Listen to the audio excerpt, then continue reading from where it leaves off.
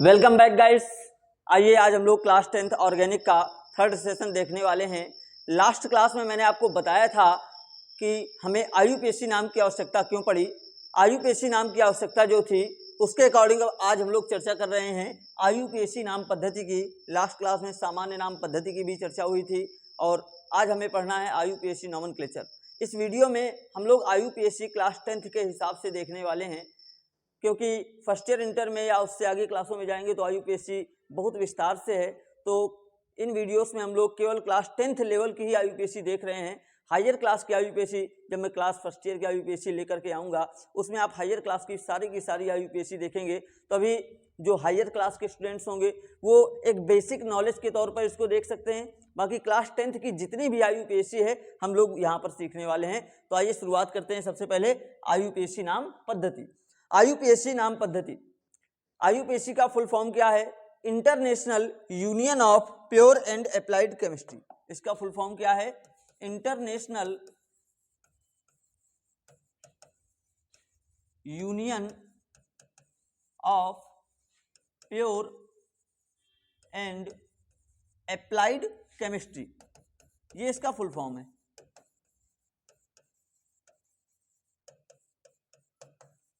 हिंदी में अगर मैं बात करूं तो हिंदी में बात करूंगा तत्वों के नामकरण का अंतरराष्ट्रीय संगठन। जो हमारी आईयूपीएसी है उसका फुल फॉर्म क्या हो गया? International union of pure and applied chemistry, और हिंदी में कहेंगे तत्वों के नामकरण का अंतरराष्ट्रीय संगठन। तो आइए आईयूपीएसी की शुरुआत करने से पहले हम लोग पढ़ लेते हैं कार्बन की गिनती को।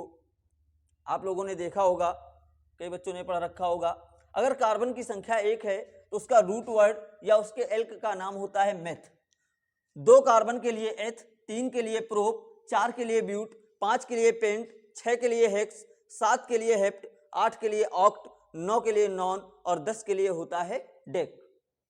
इसके बाद हम लोग देखें हाइड्रोकार्बनों का नामकरण।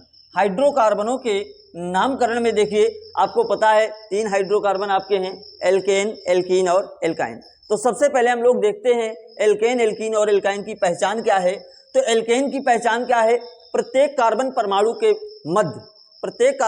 के मध्य केवल एकल बंध आएगा, जबकि एल्कीन में किन्हीं 2 कार्बन परमाणुओं के मध्य कम से कम एक डबल बॉन्ड होगा। जबकि एल्काइन की पहचान क्या है कि जो आपकी कार्बन की चेन है उस कार्बन की चेन में कहीं ना कहीं किन्हीं 2 परमाणुओं के मध्य कम से कम एक ट्रिपल बॉन्ड जरूर आएगा। पहचान के बाद अगर सामान्य सूत्र की बात करूं मैं तो इसका एल्केन का सामान्य सूत्र होता है CnH2n+2, एल्कीन का सामान्य सूत्र है CnH2n और एल्काइन का सामान्य सूत्र है CnH2n-2। इसी प्रकार इनके आईयूपीएसी नाम की बात करें तो एल्केन का आईयूपीएसी नाम होगा एल्क का नाम, उसके बाद एन जोड़ेंगे तो बनेगा एल्केन। एल्कीन के आईयूपीएसी नाम की बात करें तो एल्क का नाम और उसमें इन जोड़ेंगे तो बनेगा एल्कीन, और एल्काइन में एल्क के नाम में जोड़ेंगे आइन तो बनेगा एल्काइन। इसके बाद आइए कुछ एग्जाम्पल्स हम लोग देखते हैं। जैसे मैं बात कर रहा हूँ पेंटेन। पेंटेन में कार्बन की जो संख्या है, नंबर ऑफ कार्बन है, वो देखिए कितनी होगी? 5। अगर कार्बन है 5 तो अब हाइड्रोजन कितने होंगे? तो एल्केन है, सामान्य सूत्र क्या है? CnH2n+2। अगर कार्बन की संख्या 5 है तो हाइड्रोजन की संख्या क्या होगी? हाइड्रोजन की संख्या 2 गुना करने के बाद 2 जोड़ दो तो 5 का 2 गुना हो गया 10 और 2 जोड़ दिया हो गया 12, C5H12। इसका नाम है पेंटेन। इसकी स्ट्रक्चर अगर बनाए तो सीधी सी बात है, 5 कार्बन है, आप 5 कार्बन ले लीजिए और सबको सिंगल बॉन्ड से जोड़ दीजिए। 5 कार्बन है, पांचों कार्बन को एक सिंगल बॉन्ड से आप जोड़ दीजिए। 1 2 3 4 और ये 5। अब कार्बन की संयोजकता आपको पता है 4 होती, तो प्रत्येक कार्बन की संयोजकता को पूरा करेंगे हम लोग। 1 2 3 और ये सिंगल बॉन्ड 4। 1 2 3 4, 1 2 3 4, 1 2 3 4, 1 2 3 4। अब देखिए हर जगह पर जहां जहां हमने वैलेंसी फ्री किए वहां लगा दीजिए आप हाइड्रोजन। 1 2 3 4 5 6 7 8 9 10 11 12। हमारे पास 12 हाइड्रोजन थे और हमने 12 हाइड्रोजन का यूज कर लिया इसके लिए, कार्बन की संयोजकता को पूरा करने के लिए। अब इसकी स्ट्रक्चर जो बनेगी वो स्ट्रक्चर क्या बनेगी? आइए देखें। इस कार्बन से 3 हाइड्रोजन जुड़े हैं तो मैं इसको लिख सकता हूँ CH3। फिर सिंगल बॉन्ड है, सिंगल बॉन्ड लगा दिया। C से 2 हाइड्रोजन जुड़े हुए हैं, इसको मैंने लिख दिया CH2। फिर C से 2 हाइड्रोजन जुड़े हुए हैं तो ये भी हो गया CH2। फिर C से 2 हाइड्रोजन जुड़े हैं तो ये भी हो गया CH2। और फिर C से 3 हाइड्रोजन जुड़े हैं तो हो गया CH3। तो इसकी स्ट्रक्चर हम लोग इस तरह से बना लेते हैं। एल्कीन का एग्जाम्पल देखें। एल्कीन के एग्जाम्पल में है C5 पेंटीन। पेंटीन में कार्बन की संख्या कितनी होगी? 5। जाहिर सी बात है कार्बन की संख्या 5 होगी। अब हाइड्रोजन की संख्या कितनी? तो एल्कीन के लिए मैंने आपको बताया है किसी भी एल्कीन में कार्बन की संख्या जितनी होती है हाइड्रोजन की संख्या उससे जस्ट डबल होती है। तो आइए, अगर कार्बन की संख्या 5 है तो यहाँ हाइड्रोजन की संख्या कितनी हो जाएगी? 10। ये हो गई पेंटीन। पेंट का मतलब कार्बन की संख्या हो गई 5। तो सबसे पहले क्या करो, 5 कार्बन ले लीजिए। 1 2 3 4 5। अब मैंने बताया था एल्कीन में कि आपको कहीं ना कहीं आपको एक डबल बॉन्ड देना पड़ेगा, लेकिन अब चूंकि केवल और केवल लिखा हुआ है पेंटीन, इसका मतलब जो डबल बॉन्ड आएगा वो या तो यहाँ से पहले कार्बन के बाद आएगा या तो यहाँ से पहले कार्बन के बाद आएगा। अगर इस स्ट्रक्चर में लिखा होता पेंटीन 2 तो हम दूसरे कार्बन के बाद डबल बॉन्ड लगाते, लेकिन कुछ नहीं लिखा। इसका मतलब क्या है, हमें पहले कार्बन के बाद डबल बॉन्ड लगाना है। अब वो बॉन्ड आप इस साइड से लो या इस साइड से लो, आपकी मर्जी है। मैंने डबल बॉन्ड यहाँ कर दिया। अब कार्बन की वैलेंसी पूरी करेंगे तो 2 3 4, 2 और 1 3 और ये 1 4, 1 2 3 4, 1 2 3 4, 1 2 3 4। अब हमारे पास जो हाइड्रोजन है वो कितने हैं? 10। आइए 10 हाइड्रोजन लगा देते हैं। 1 2 3 4 5 6 7 8 9 10, ये लग गए हमारे 10 हाइड्रोजन। अब देखिए जरा, हम लोग इसको शॉर्ट में कैसे लिखेंगे। इस C के साथ 2 हाइड्रोजन हैं, C के साथ 2 हाइड्रोजन हैं, तो आप दोनों हाइड्रोजनों को क्या करें, नोट करें जरा। C के साथ 2 हाइड्रोजन हैं, ये हो गया CH2। डबल बॉन्ड है, डबल बॉन्ड लगा दिया। फिर सिंगल बॉन्ड से C और एक H, ये आ गया। फिर सिंगल बॉन्ड CH2, फिर सिंगल बॉन्ड CH2 और फिर सिंगल बॉन्ड CH3। ये बन गया हमारा क्या, पेंटीन। इसके बाद हम लोग एल्काइन के एग्जाम्पल में देखें तो एल्काइन में 5 कार्बन की एक एल्काइन है जिसका नाम है पेंटाइन। अब आपको पता है पेंट है, तो पेंट अगर रूट वर्ड है तो पेंट के लिए कार्बन की संख्या कितनी हो गई? 5। अब इसमें हाइड्रोजन कितने होंगे? तो क्या कह रहा है, हाइड्रोजन की संख्या कार्बन की संख्या से पहले 2 गुनी करो, उसके बाद 2 उसमें घटा दीजिए। तो हम लोग सीधे सीधे क्या करेंगे भैया, 5 का 2 गुना किया 10 और 10 में 2 घटा दिया, क्या हो गया? 8। C5H8 इसका जो मॉलिक्यूलर फार्मूला बना। अब हम क्या करें, आइए अब हम लोग निकाल लें इसके स्ट्रक्चर को। 5 कार्बन है, आप सिंगल बॉन्ड से 5 कार्बन जोड़ दीजिए जरा। 1 2 3 4 5। अब चूंकि ये पेंटाइन एक एल्काइन है, और अगर एल्काइन है तो भैया सीधी सी बात है, एल्काइन में कहीं ना कहीं किन्हीं 2 कार्बन परमाणुओं के मध्य कम से कम एक ट्रिपल बॉन्ड होता है। तो ट्रिपल बॉन्ड लगाने के लिए हम लोग क्या करें, चूंकि इसमें नाम में क्या कह रहा है, पेंटाइन। यहाँ पर कहीं आपसे ये तो नहीं कह रहा कि आप पेंटाइन 2 कह रहा हो, पेंटाइन 3 कह रहा हो। इसका मतलब आपको जो ट्रिपल बॉन्ड लगाना है वो पहले कार्बन के बाद ही लगाना है। अब आप पहला कार्बन यहाँ से मानिए या यहाँ से मानिए। मैंने एल्कीन में यहाँ से आगे से मान लिया था, मैं एल्काइन में पीछे से मान ले रहा हूँ। ये लीजिए। अब कार्बन की वैलेंसी पूरी कर दीजिए। कार्बन की वैलेंसी को पूरी करेंगे, इस कार्बन में आइए तो देखिए इस कार्बन की वैलेंसी ऑलरेडी कितनी है, 1। इसको थोड़ा सा सही से लिख लो, ये। तो इसकी वैलेंसी पूरी करो, 1 2 3 4, 1 2 3 4, 1 2 3 4। इस कार्बन में आइए देखिए 1 ये है, 3 बॉन्ड यहाँ पर हैं तो 4 ऑलरेडी हो गई, यहाँ पर 3 और ये 1 4। हाइड्रोजन लगा दीजिए, 1 2 3 4 5 6 7 और ये 8। इस प्रकार इसकी वैलेंसी पूरी हो गई। इसको शॉर्ट में कैसे लिखेंगे हम लोग, आइए लिखते हैं। सबसे पहले CH3, कार्बन के साथ 3 हाइड्रोजन तो हो गया CH3। फिर सिंगल बॉन्ड आया, CH2 आया, फिर सिंगल बॉन्ड आया, CH2 आया, फिर सिंगल बॉन्ड आया C और उसके बाद ट्रिपल बॉन्ड CH।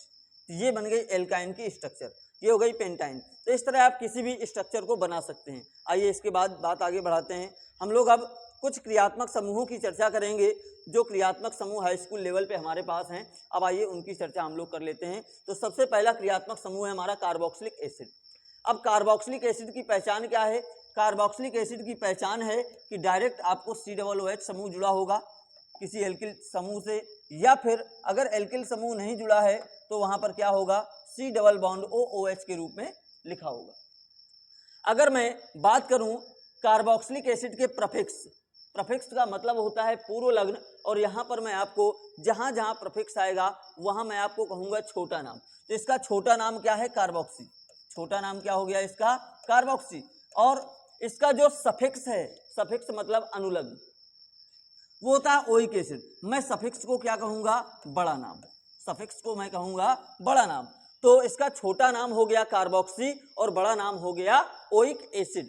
अब बात आई इसके आयुपेशी नाम की। तो कार्बोक्सिलिक एसिड का जो आयुपेशी नाम है, अगर आपको लिखना है तो सबसे पहले लिखेंगे एल्क का नाम, उसमें जोड़ेंगे एन और अंत में जोड़ देंगे ओइक एसिड। अब जब इसको मिलाएंगे तो देखिए ई भी एक स्वर है और ओ भी एक स्वर है, तो इस ई को भेज दीजिए कहाँ? तेल लेने। जब दोनों को सिंथेसिस करेंगे, एक साथ मिलाएंगे, तो ई को हमने बाहर निकाल दिया, तो मिला करके क्या बन गया? एल्केनोइक एसिड। यानी कार्बोक्सिलिक एसिड का आयुपेशी नाम क्या हो गया? एल्केनोइक एसिड। आइए जरा अब इसके एग्जाम्पल के बारे में बात करता हूं मैं। इसका एग्जाम्पल ले लेते हैं। जैसे मैंने कहा एक कंपाउंड है फार्मिक अम्ल। अब फार्मिक अम्ल का फार्मूला क्या होगा? फार्मिक अम्ल का फार्मूला होता है HCOOH। COOH समूह लगा है, यहां से हम लोगों ने जान लिया कि ये क्या है, HCOOH क्या है? एक कार्बोक्सिलिक अम्ल है, क्योंकि इस कार्बोक्सिलिक अम्ल की पहचान क्या है? COOH समूह। अब देखिए भैया, आयुपेशी नाम लिखना था, तो अभी आपके सामने एल्केनोइक एसिड। अब एक कार्बन है, एक कार्बन का एल्क का नाम क्या होता है? मेथ। तो मैं एल्क की जगह क्या कर दूंगा? मेथ। तो इसका नाम क्या हो जाएगा? इसका नाम हो जाएगा मेथेनोइक एसिड। इसका नाम हो गया मेथेनोइक एसिड। दूसरे एग्जाम्पल की मैं बात कर लूं, मैंने कहा एसिटिक अम्ल, मैंने कहा आपसे एसिटिक अम्ल। अब अगर बात एसिटिक अम्ल की हो रही है तो एसिटिक अम्ल का फार्मूला क्या है? CH3COOH। COOH समूह लगा है, जिससे प्रूफ हो गया ये कार्बोक्सिलिक अम्ल है। अब देखिए आयुपेशी नाम लिखना है, कितने कार्बन हैं? 2 कार्बन। यहाँ जब 2 कार्बन है आपके, तो 2 कार्बन के एल्क का नाम क्या होता है? एथ। तो इसका आयुपेशी नाम क्या हो गया? Ethanoic acid. इसका आयुपेशी नाम क्या हो गया? Ethanoic acid. इस तरह से हमारा कार्बोक्सिलिक एसिड का आयुपेशी नाम हो गया। तो कार्बोक्सिलिक एसिड का आयुपेशी नाम क्या होता है? एल्केनोइक एसिड। आइए अब अगले क्रियात्मक समूह की ओर चलते हैं। अगला क्रियात्मक समूह है हमारा एल्कोहल। एल्कोहल की आइडेंटिटी क्या है? पहचान क्या है? एल्कोहल की आइडेंटिटी है OH समूह। अगर किसी कंपाउंड में OH समूह लगा हुआ है तो उसका मतलब क्या हो गया? उसका मतलब हो गया ये एल्कोहल है। अब थोड़ी सी एक चर्चा और यहीं पर मैं थोड़ा सा कर लेता हूं। अब जैसे प्रफिक्स और सफिक्स लगे हुए हैं, कब प्रफिक्स का यूज करना है, कब सफिक्स का यूज करना है, कहाँ यूज होता है बड़ा नाम, कहाँ यूज होता है छोटा नाम, तो थोड़ी सी एक चर्चा कर लेते हैं हम लोग। जैसे कोई एक परिवार है, कोई एक परिवार है, उस परिवार में मुखिया कितने होंगे? सबको पता है, सर्वविदित है, परिवार में मुखिया केवल एक होता है। वो हो सकता है माँ हो या हो सकता है पिता हो, यानी उस परिवार में मुखिया केवल और केवल एक होगा। उस परिवार में बच्चे कितने हो सकते हैं? तो बच्चे भैया अनेक हो सकते हैं, बच्चों की कोई लिमिटेशन नहीं है। कैसे नहीं है लिमिटेशन? अब तो नियम भैया, हम दो हमारे दो सुखी रहना। अरे बच्चों की संख्या लिमिट नहीं भैया। आपने सुना होगा पांडव थे कितने भाई? 5। कौरव, हस्तिनापुर के महाराज धृतराष्ट्र के जो पुत्र थे, कौरव कितने भाई थे? 100। आपने महाराज सगर का नाम सुना होगा, जो राम जी के पूर्वज थे, उनके कितने? 60,000 पुत्र थे, जिनको उद्धार करने के लिए भागीरथ गंगा नदी को शिवजी से तपस्या करके शिवजी की जटाओं में लेकर के फिर इस पृथ्वी पे लेके आए थे।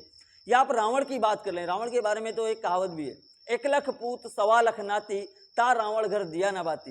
यानी 1 लाख पुत्र थे रावण के। यानी बच्चों की संख्या क्या है? अनलिमिटेड हो सकती है।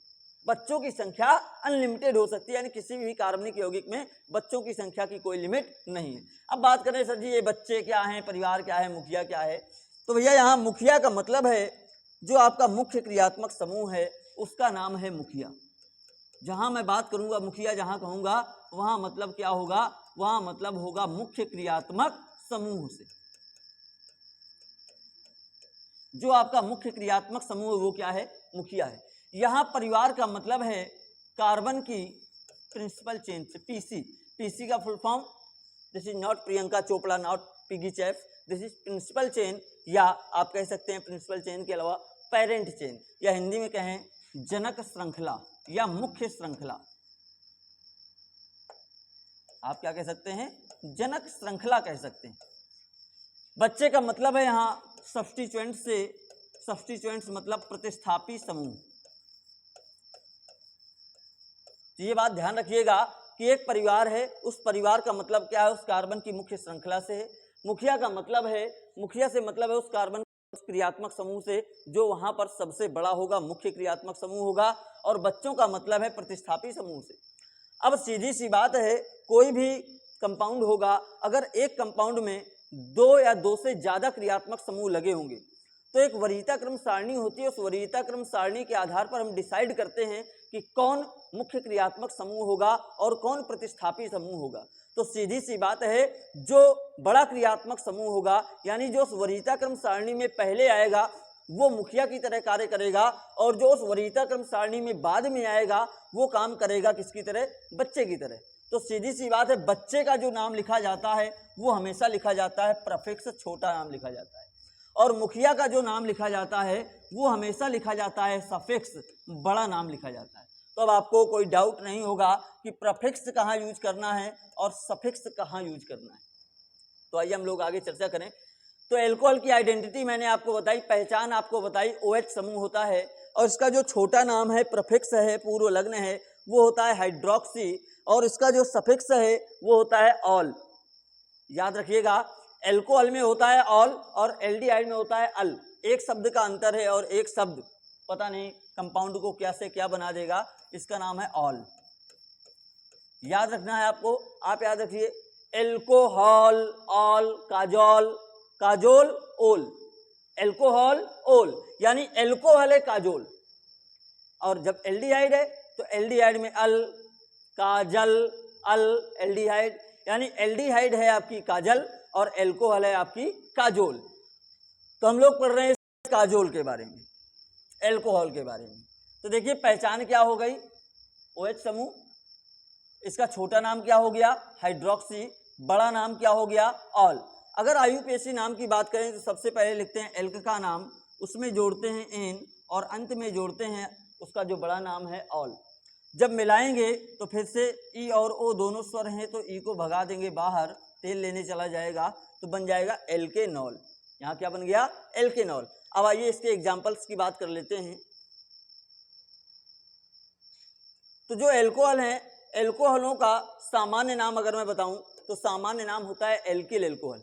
इनका सामान्य नाम जो होता है वो क्या होता है, एल्किल एल्कोहल, एल्किल एल्कोहल, ये सामान्य नाम होता है। अब जैसे मान लीजिए बात आ गई मेथिल एल्कोहल की,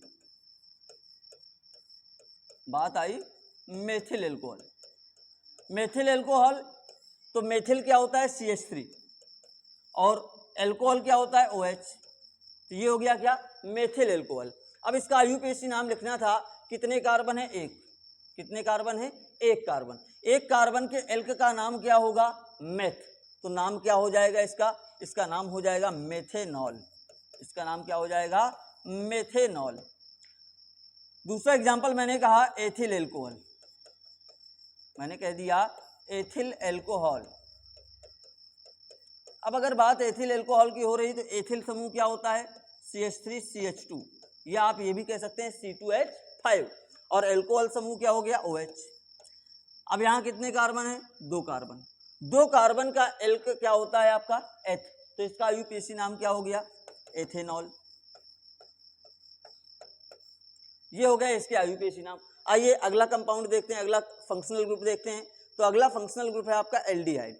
एल्डिहाइड की पहचान आपको मैंने बताई CHO, एल्डिहाइड की पहचान क्या है, CHO। यह CHO आपका इस तरह भी लिखा हो सकता है, double bond O single bond H। या तो इस तरह लिखा होगा या तो इस तरह से लिखा होगा। इसका जो प्रीफिक्स है, छोटा नाम है, वो होता है एल्डो या फिर फॉर्मिल।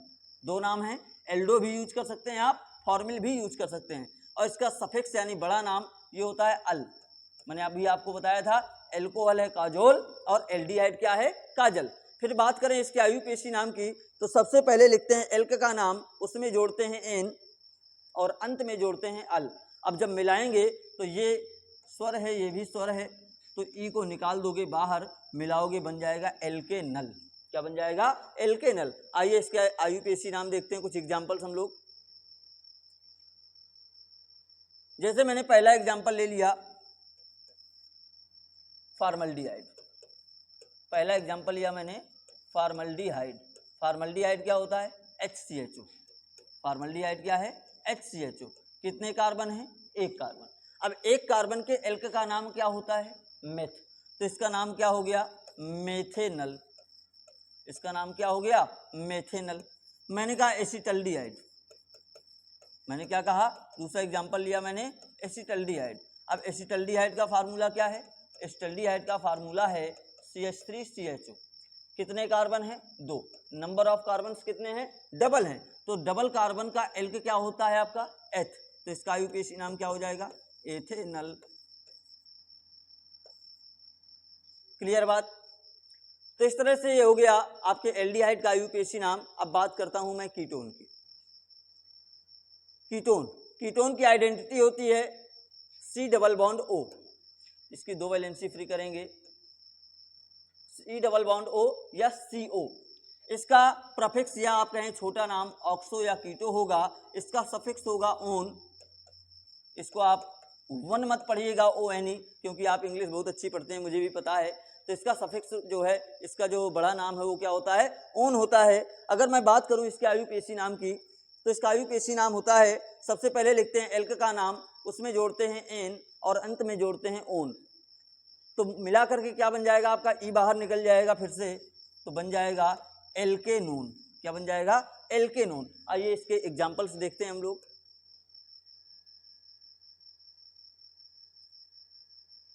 जैसे मैंने कहा एसीटोन है, एक कंपाउंड है एसीटोन। एसीटोन को हम लोग बहुत यूज करते हैं, बच्चियां तो बहुत यूज करती हैं। हाँ, नेल पॉलिश रिमूवर के रूप में, जो नेल पेंट होता है उसको हटाने में थिनर का जो प्रयोग करते हैं, तो ये थिनर के रूप में एसीटोन का यूज किया जाता है। लड़के भी यूज करते हैं मोबाइल वगैरह को चमकाने के लिए, लेकिन आजकल के लड़कों की बात ही अलग है, वो किसी अन्य चीज़ से भी काम चला लेते हैं, कुछ भी कर सकते हैं। लड़कों की बात ही निराली है। तो अब आइए बात करते हैं हम लोग, इसका आईयूपीएसी नाम क्या होगा। देखिए यहाँ कार्बन की संख्या कितनी है, 3, 1 2 3, 3 कार्बन की चेन है। एल्क का नाम क्या हो जाएगा, प्रोप, तो इसका नाम क्या हो गया, प्रोपेनोन। इसका नाम क्या हो गया, प्रोपेनोन। लेकिन क्या प्रोपेनोन इसका सही नाम है? देखिए आपका जो क्रियात्मक समूह किस नंबर पे आ रहा है, 2 नंबर। किस नंबर पे आ रहा है, 2 नंबर पे, इसलिए मैं इसके लास्ट में क्या लिख दूंगा, प्रोपेनोन 2। क्या लिख दूंगा, प्रोपेनोन 2। यानी ये जो 2 नंबर है ये बता रहा है कि जो आपका कीटोन समूह, क्रियात्मक समूह किस नंबर पर लगा हुआ है। जैसे मैंने मान लीजिए कह दिया CH3 CH2 CH2 CO CH3। अब देखिए कितने कार्बन बन रहे हैं आपके, 5 कार्बन की चेन आपकी बन रही है। 5 कार्बन की चेन बन रही है। अगर आप नंबरिंग करेंगे, अगर यहाँ से जाएंगे तो 1 2 3 4 नंबर पर आपको कीटोन समूह मिलेगा, और यहाँ से जाएंगे तो आपको 2 नंबर पे कीटोन समूह मिल जाएगा। तो नंबरिंग वहां से करिए जहां से आपको ये पास पड़े। तो 5 कार्बन का एल्क क्या हो जाएगा, पेंट, तो नाम क्या हो जाएगा, पेंटेनोन। नाम क्या होगा, पेंटेनोन। अब किस नंबर पे कीटोन समूह लगा है, दूसरे नंबर पे, तो क्या हो जाएगा, पेंटेनोन 2। क्लियर बात। इसके बाद आइए बात करते हैं हम लोग ईथर के नामकरण के बारे में, नॉमेनक्लेचर ऑफ ईथर्स। अगर ईथर्स की चर्चा करें, विस्तृत चर्चा करनी हो, तो फर्स्ट ईयर में जब हम लोग पहुंचते हैं तो हम लोग वहां बात करेंगे। ईथर 3 प्रकार के हैं, एक ये हमारा सामान्य ईथर, इसके बाद दूसरा होता है हमारा चक्रीय साइक्लिक ईथर, और तीसरा होता है क्राउन ईथर। उनकी चर्चा हम लोग करेंगे बाद में, फर्स्ट ईयर वाली जब आईयूपीएसी हम लोग पढ़ेंगे वहाँ उनकी चर्चा करेंगे। क्योंकि हाई स्कूल लेवल पे हम लोग अभी पढ़ रहे हैं, तो हम लोग नॉर्मल ईथर की बात कर रहे हैं। तो आपका जो नॉर्मल ईथर है 2 प्रकार का है, एक सम्मित ईथर और दूसरा असम्मित ईथर। ईथर जो आपका ग्रुप है वो होता है ओ की दोनों वैलेंसी फ्री होती हैं और इन दोनों वैलेंसी से एल्किल समूह जुड़ा होता है। ये जो एल्किल समूह जुड़े होते हैं, अगर ये दोनों एल्किल समूह समान है तो वो होता है सामान्य ईथर, हमारा सम्मित ईथर। देखिए ROR ये आपका सम्मित ईथर है, और अगर इस R के ऊपर एक डैश लगा दिया मैंने, हो गया ROR डैश, तो ये हो गया कैसा आपका असम्मित ईथर। यानी जब ऑक्सीजन से लगे दोनों क्रियात्मक समूह समान होंगे तब होगा सम्मित ईथर, और जब ऑक्सीजन से जुड़े दोनों एल्किल समूह अलग अलग होंगे तब उसको कहेंगे क्या, असम्मित ईथर। अगर मैं सामान्य नाम की बात करूं तो सम्मित ईथर का सामान्य नाम होता है डाई एल्किल ईथर, और अगर मैं असम्मित ईथर की बात करूं तो असम्मित ईथर का जो सामान्य नाम होता है वो होता है एल्किल एल्किल ईथर। लेकिन अगर मैं आयुपेशी नाम की बात करूं तो दोनों का आयुपेशी नाम चाहे सम्मित हो चाहे असम्मित हो, दोनों का आयुपेशी नाम होता है एल्कोक्सी एल्केन। चाहे आपका सम्मित ईथर हो या आपका असम्मित ईथर हो, दोनों का आयुपेशी नाम क्या होगा, दोनों का आयुपेशी नाम होगा एल्कोक्सी एल्केन। अब बात आई एल्कोक्सी क्या है, एल्केन क्या है। तो ऑक्सीजन से जुड़ा हुआ जो छोटा एल्किल समूह होगा वो होगा एल्कोक्सी, और ऑक्सीजन से जुड़ा जो बड़ा एल्किल समूह होगा वो कौन सा होगा, एल्केन। अगर सम्मित ईथर है आपका तो सम्मित ईथर में कोई समस्या नहीं आती, क्योंकि ऑक्सीजन से जुड़े हुए दोनों के दोनों एल्किल समूह क्या होंगे, समान होते हैं, तो वहाँ कोई समस्या नहीं होती। लेकिन जब असम्मित ईथर की बात आती है तो ऑक्सीजन से जुड़े हुए दोनों क्रियात्मक समूह अलग अलग होते हैं, तो जो छोटा क्रियात्मक समूह होता है उसको ऑक्सीजन के साथ ले लेते हैं और एल्कोक्सी लिखते हैं, और जो दूसरा एल्किल समूह बचता है उसको लिख देते हैं एल्केन के रूप में। आइए हम लोग कुछ इसके एग्जाम्पल्स देखते हैं। बारी आ गई एग्जाम्पल्स की। जैसे मैंने कहा CH3O CH3, अगर इसका सामान्य नाम, तो ये भी मेथिल, तो इसका सामान्य नाम क्या हो गया, डाई मेथिल ईथर। इसका सामान्य नाम क्या हो गया, डाई मेथिल ईथर। अगर आयुपेशी नाम लिखना है तो देखिए ऑक्सीजन से लगे दोनों ग्रुप क्या है, सेम है, तो चाहे इसको मान लीजिए एल्कोक्सी चाहे इसको मान लीजिए एल्कोक्सी, कोई दिक्कत नहीं है। मैंने इसको मान लिया एल्कोक्सी और इसको मान लिया एल्केन। तो एक कार्बन का एल्कोक्सी, तो एल्क एक कार्बन का है तो एक कार्बन का एल्क होता है मेथ, तो क्या हो गया, मेथॉक्सी। क्या हो गया, मेथॉक्सी। और फिर बात आई एल्केन की, तो एक कार्बन का एल्केन बनेगा, हो जाएगा मेथेन। इसका नाम क्या हो गया, मेथॉक्सी मेथेन। जैसे मैं कह दूं CH3 CH2 OCH3, बताइए सम्मित है या असम्मित है, सीधी सी बात है, ऑक्सीजन से जुड़े दोनों समूह अलग अलग हैं, तो ये जाहिर सी बात है असम्मित ईथर है। और अगर असम्मित ईथर है तो भैया क्या करें हम लोग, असम्मित ईथर में अगर आपको सामान्य नाम लिखना है तो सामान्य नाम लिखने के लिए आप क्या करेंगे, ये एथिल है ये मेथिल है, ABCD में एथिल का E पहले आएगा, मेथिल का M बाद में आएगा, तो इसको लिखेंगे हम लोग क्या, एथिल मेथिल ईथर। अगर बात आयुपेशी नाम की आए तो अब देखिए ऑक्सीजन से जुड़ा ये जो समूह है CH3, ये आपका छोटा समूह है, और ये जो समूह है ये आपका बड़ा है, 2 कार्बन का है। तो जो छोटा समूह है उसको मैंने बताया आपको एल्कोक्सी लिखना है, और जो समूह है उसको एल्केन लिखना है। तो एक कार्बन का एल्कोक्सी क्या बन जाएगा, मेथॉक्सी। क्या बन जाएगा, मेथॉक्सी। और 2 कार्बन का एल्केन बन जाएगा एथेन, तो इसका आयुपेशी नाम क्या हो गया, मेथॉक्सी एथेन। जैसे मैंने कह दिया CH3 CH2 OC2H5। अब पहले तो ये बताइए सम्मित है कि असम्मित है, तो कुछ बच्चे हमारे देखेंगे कहेंगे सर जी ये तो असम्मित ईथर है, ये बड़ा समूह ये छोटा समूह, लेकिन अरे गौर से तो देखो C2H5, यहाँ भी देखिए कार्बन कितने 2 और हाइड्रोजन कितने 5, यानी ये भी तो C2H5 है, यानी इसका मतलब कैसा हो गया, ये सम्मित ईथर हो गया। सम्मित ईथर है, दोनों एथिल ग्रुप हैं, तो इसका सामान्य नाम क्या हो जाएगा, डाई एथिल ईथर। सामान्य नाम क्या हो गया, डाई एथिल ईथर। और अगर बात आयुपेशी नाम की तो आयुपेशी नाम क्या हो जाएगा, दोनों ग्रुप सेम है, चाहे जिसको एल्कोक्सी मानिए चाहे जिसको एल्केन मानिए, तो नाम हो जाएगा एथॉक्सी एथेन। ऐसे ही मैं अगला एग्जांपल यहां पर लूं तो मैंने कहा CH3 H2O C3H7, ये आपका कैसा ईथर है, असम्मित है, क्योंकि एक साइड एथिल ग्रुप जुड़ा हुआ है वहीं दूसरी ओर प्रोपिल ग्रुप जुड़ा हुआ है।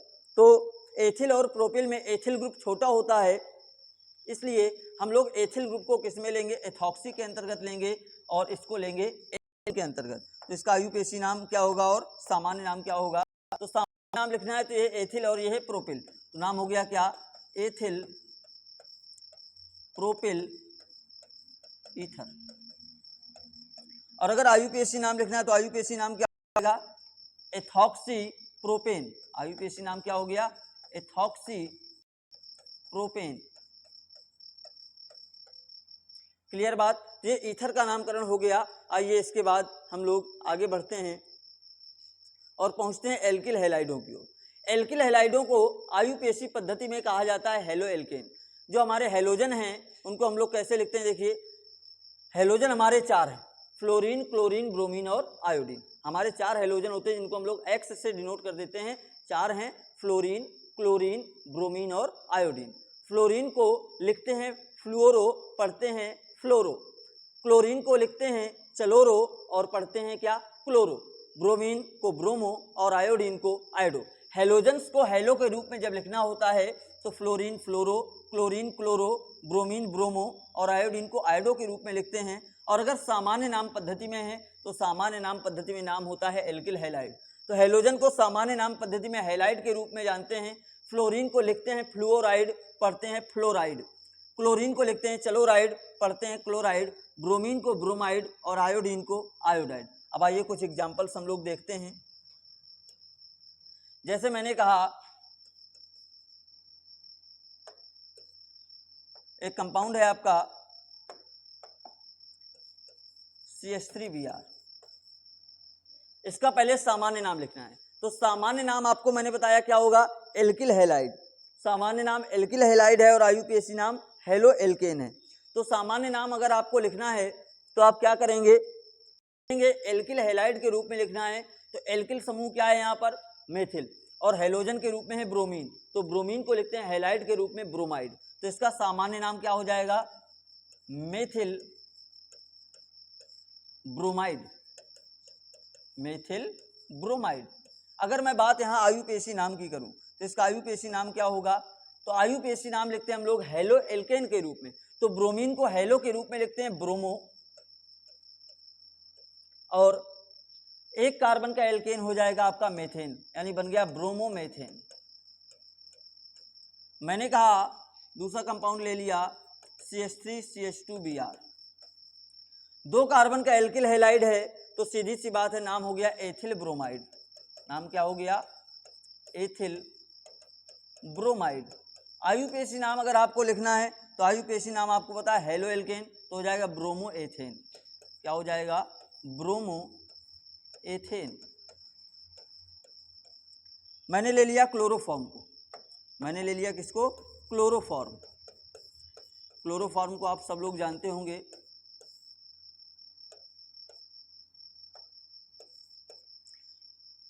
क्लोरोफॉर्म फार्मूला क्या है, CHCl3, CHCl3। ये क्लोरोफॉर्म है और इसका अगर आयुपेशी नाम आपको लिखना हो तो क्या हो जाएगा, क्लोरीन कितने हैं, 3। तो क्लोरीन 3 है तो 3 के लिए वर्ड यूज करेंगे हम लोग क्या, ट्राई। 3 के लिए एक वर्ड यूज करेंगे क्या, ट्राई। और क्लोरीन है, 3 क्लोरीन है तो ट्राई क्लोरो लिखेंगे, चलोरो पढ़ेंगे क्लोरो। और एक कार्बन का एल्केन बन जाएगा मेथेन, यानी क्लोरोफॉर्म का आयुपेशी नाम क्या हो गया, ट्राई क्लोरोमेथेन। ये इसका आयुपेशी नाम हो गया। तो इस तरह से आप किसी भी एल्किल हैलाइड का आयुपेशी नाम लिख सकते हैं। जैसे मैंने मान लीजिए लिख दिया CH3 CH2 CH Cl CH2 CH3। अब इसका आयुपेशी नाम आपको लिखना है। तो देखिए कितने कार्बन की चेन बन रही है आपकी, 1 2 3 4 5। आप यहां से जाइए तब भी तीसरे नंबर पे क्लोरीन आ रहा है, यहां से जाइए तब भी तीसरे नंबर पे आपको क्लोरीन मिल रहा है। तो आप कहीं से भी चले जाइए तो आप क्या लिखेंगे, 3 क्लोरो पेंटेन, 3 क्लोरो पेंटेन। ये बात हो गई इसकी। चलिए इसके बाद हम लोग थोड़ी सी बात आगे बढ़ें तो हम लोग कुछ शब्दों की बात करते हैं यहीं पर। मैं यहाँ पर आपको जनरली 3 शब्दों के बारे में बता रहा हूँ, नॉर्मल, आइसो और नियो। 3 की बात कर रहे हैं हम लोग यहाँ, नॉर्मल, आइसो और नियो। क्या है नॉर्मल, क्या है आइसो और क्या है नियो। तो हम लोग एक छोटी सी भाषा से इसको समझ सकते हैं, नॉर्मल कंपाउंड किसे कहें, आइसो कंपाउंड किसे कहें और नियो कंपाउंड किसे कहें हम लोग। तो देखिए भैया सीधी सी बात आप ये मान लीजिए थोड़ी देर के लिए कि कोई एक चौराहा है, एक हाईवे रोड है। क्या एक हाईवे रोड है। अगर चेन सीधी हो, एक हाईवे की तरह चेन आपकी सीधी हो, एक हाईवे की तरीके से हो, तो इसका मतलब वो कंपाउंड कैसा है, नॉर्मल है। कंपाउंड कैसा है, नॉर्मल है। लेकिन जो हाईवे था उस हाईवे में पहले कार्बन के बाद आपको मिल गया तिराहा, दूसरे ही कार्बन पर आपको क्या मिल गया, तिराहा मिल गया। इसका मतलब कंपाउंड हो गया क्या, आइसो। और अगर आप जा रहे थे किसी हाईवे पर और पहले कार्बन के बाद आपको एक चौराहा मिल जाता है, तो इसका मतलब कंपाउंड क्या हो गया, नियो। कंपाउंड क्या हो गया, नियो हो गया। तो बात करते हैं नॉर्मल, आइसो और नियो की। तो कुछ एग्जांपल्स हम लोग ले लेते हैं। जैसे मैंने कहा CH3 CH2 CH2 CH2 CH2Br। इसका नाम अगर मैं लिखूंगा तो 1 2, इसका अगर आपको नाम लिखना है तो आप नाम क्या लिखेंगे इसका, 1 2 3 4 5। अब देखिए सबसे पहली बात क्या, चेन आपकी सीधी है, एक हाईवे के तरीके। अगर एक हाईवे है आपका तो इसका सामान्य नाम क्या होगा, नॉर्मल पेंटिल ब्रोमाइड। इसका नॉर्मल क्या हो गया, सामान्य नाम क्या हो गया, नॉर्मल यानी एन पेंटिल ब्रोमाइड। अगर मैं आयुपीएसी नाम की बात करूं तो पहले कार्बन पर आपका ब्रोमीन लगा है, और एल्किल हैलाइड का आयुपीएसी नाम होता है क्या, हेलो एल्केन। तो पहले कार्बन पर ब्रोमीन लगा हुआ है तो हो जाएगा 1 bromo pentane, 1 bromo pentane. Clear बात। अब अगर मैं आइसो की बात करूं, अगर मैं आइसो और नियो की बात करूं तो आइसो और नियो के लिए मैंने आपको बताया कि आइसो में आपको क्या करना है, जैसे कंपाउंड लिखा हुआ है आपका CH3 CH CH3 CH2 CH2Br। अब देखिए आप एक हाईवे पे जा रहे थे और पहले ही कार्बन के बाद आपको एक तिराहा मिल गया। आपको क्या मिल गया, एक तिराहा मिल गया। तिराहा पहले ही कार्बन के बाद आपको मिल गया, तो ये हो गया आपका क्या, आइसो पेंटिल ब्रोमाइड। इसका सामान्य नाम क्या हो गया, आइसो पेंटिल ब्रोमाइड। और अगर मैं आयुपीएसी नाम की बात करूं इसके, तो इसका आयुपीएसी नाम क्या होगा, 1 2 3 4। तो सबसे पहले ये बच्चा हो गया, ये क्या हो गया, बच्चा हो गया। तो बच्चा 3 नंबर पे एक ये लगा हुआ है। और जो हमारे हेलोजेंस होते हैं कभी मुख्य क्रियात्मक समूह नहीं बन पाते। जब ये मुख्य क्रियात्मक समूह नहीं बन पाते तो ये भी हमेशा क्या रहते हैं, प्रतिस्थापी समूह होते हैं हमेशा, ये भी हमेशा बच्चे रहते हैं। इसका आयुपीएसी नाम लिखना था तो इसका नाम होता है मेथिल और इसका नाम होता है ब्रोमो। तो ब्रोमो का बी पहले आता है तो मैं लिखूंगा 1 ब्रोमो, और 3 नंबर पे मेथिल समूह लगा हुआ है 3 मेथ। मेथिल लिखो या केवल मेथ लिख दो या केवल एम्प्टी लिख दीजिए, कोई दिक्कत नहीं है। तो 1 ब्रोमो 3 मेथिल ब्यूटेन। मैं इस आइसो कंपाउंड को इसके अलावा दूसरे तरीके से भी लिख सकता हूं, कुछ ऐसे CH3 का होल ट्वाइज। इस CH से 2 CH3 लगे हुए थे तो मैंने लिखा CH3 का whole twice CH CH2 CH2Br, CH2 CH2Br। यानी मैं इस आइसो वाले कंपाउंड को इस तरह से भी लिख सकता हूं। अब मैं बात करता हूं किसकी, नियो वाले कंपाउंड की। आइए बात करते हैं नियो की। नियो क्या है, इसी कंपाउंड में देखिए अभी आपका आपका एक हाईवे था, हाईवे पे आपको एक तिराहा मिल गया तो ये आपका आइसो हो गया था। अब मैं बात करूं जैसे CH3 C CH3 CH3 CH2Br। अब देखिए आप हाईवे पे जा रहे थे और पहले ही कार्बन के बाद आपको मिल गया क्या, चौराहा। आपको क्या मिल गया, चौराहा। तो इसका सामान्य नाम क्या होगा, इसका सामान्य नाम हो जाएगा नियो पेंटिल ब्रोमाइड। क्या हो जाएगा, नियो पेंटिल ब्रोमाइड। और अगर मैं IUPAC नाम की बात करूं तो इसका IUPAC नाम क्या होगा, नंबरिंग कुछ ऐसी होगी 1 2 3। तो देखिए 1 पे लगा है ब्रोमो, तो 1 ब्रोमो, क्योंकि ब्रोमो का बी पहले आता है इसलिए मैंने पहले ब्रोमो लिख दिया। इसके बाद दूसरे नंबर पे 2 मेथिल समूह लगे हैं, तो मैंने क्या लिखा 2,2 डाई मेथिल या मेथ, और 3 कार्बन की चेन है प्रोपेन। तो ये हो गया इसका IUPAC नाम। तो यहाँ पर हम लोगों ने सीख लिया नॉर्मल आइसो और नियो के बारे में। इसको मैं दूसरे तरीके से भी लिख सकता हूँ, कैसे लिख सकता हूँ आइए देखते हैं। इस C से 3 CH3 समूह जुड़े हुए हैं, तो मैंने लिखा CH3 का होल थ्राइज CH2Br, यानी इसको इस तरह से भी लिख सकता हूँ। तो ये बात हुई किसकी, नॉर्मल आइसो और नियो की। नॉर्मल का मतलब मैंने आपको बताया कि आप सीधे एक चौराहे से गुजर रहे हैं, सॉरी सीधे आप एक हाईवे से जा रहे हैं तो नॉर्मल है। अगर उस हाईवे पे आपको एक तिराहा मिल रहा है पहले कार्बन के बाद, तो वो हो गया आपका आइसो। और अगर पहले कार्बन के बाद उस हाईवे पर आपको चौराहा मिल रहा है, वो हो गया कंपाउंड आपका कैसा, नियो। आइसो के लिए क्या होगा, अगर दिमाग में रखना है शॉर्ट हिसाब से, तो आप दिमाग में रखिए, जब भी आपको CH3 का होल ट्वाइज हो और CH हो, तो ये आपका क्या हो गया आइसो। और अगर लिखा है CH3 का होल थ्राइज C, तो ये हो गया नियो। या आप CH3 की जगह एल्किल समूह R ले सकते हैं, कोई दिक्कत नहीं है। अगर 2 CH3 CH समूह से जुड़े हैं तो आइसो है, 3 CH3 C से जुड़े हुए हैं तो वो आपका नियो है।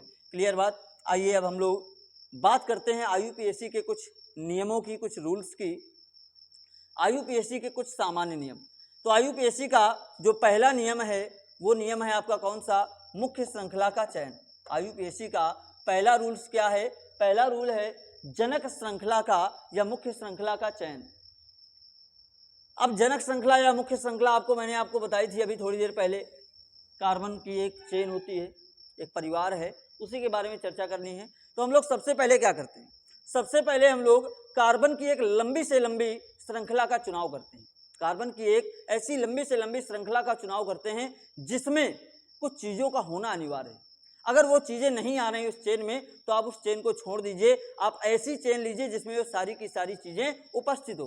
कौन कौन सी चीज़ें, मुख्य क्रियात्मक समूह आपका उस चेन में आना चाहिए, आपके युग्म बंध यानी डबल बॉन्ड और ट्रिपल बॉन्ड उस चेन में आने चाहिए, और साथ ही साथ ज़्यादा से ज़्यादा प्रतिस्थापी समूह या अन्य क्रियात्मक समूह वो उस चेन में होने अनिवार्य हैं। यानी कार्बन की ऐसी लंबी से लंबी श्रृंखला का चयन करते हैं जिसमें मुख्य क्रियात्मक समूह, युग्म बंध और प्रतिस्थापी समूह उपस्थित हों, चाहे कार्बन की श्रृंखला कम क्यों ना हो जाए। अगर चेन आपकी छोटी हो रही कोई दिक्कत आपको नहीं है, लेकिन आपको वो चेन लेनी पड़ेगी जिसमें आपकी लंबी से लंबी भी हो चेन। अगर लंबी नहीं हो पा रही है, कोई क्रियात्मक समूह वगैरह छूट रहे हैं, तो आपको उनको छोड़ना नहीं है। आइए हम लोग एग्जाम्पल देखते हैं।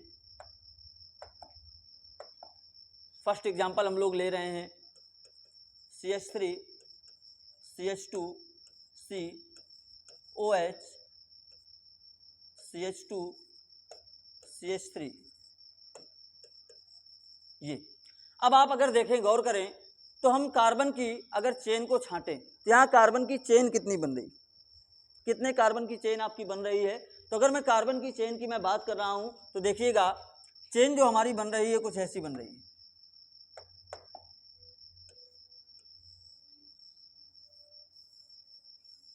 ये हमारी कुछ ऐसी चेन बन रही है।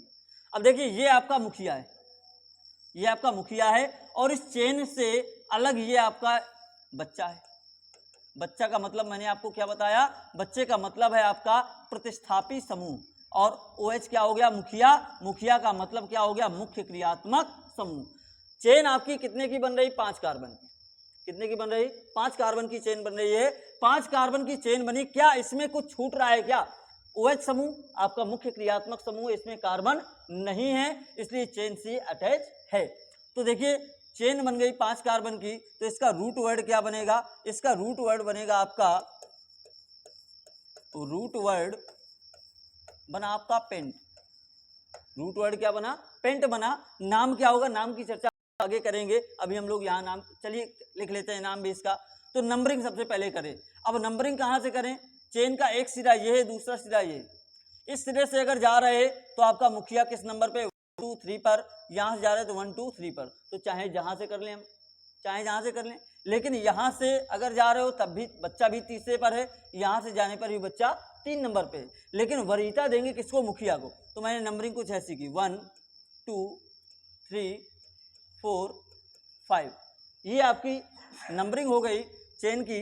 अब आप नाम लिखिए, तो सबसे पहले 3 नंबर पे एक बच्चा लगा हुआ है जो है मेथ, तो आपने लिखा 3 मेथ।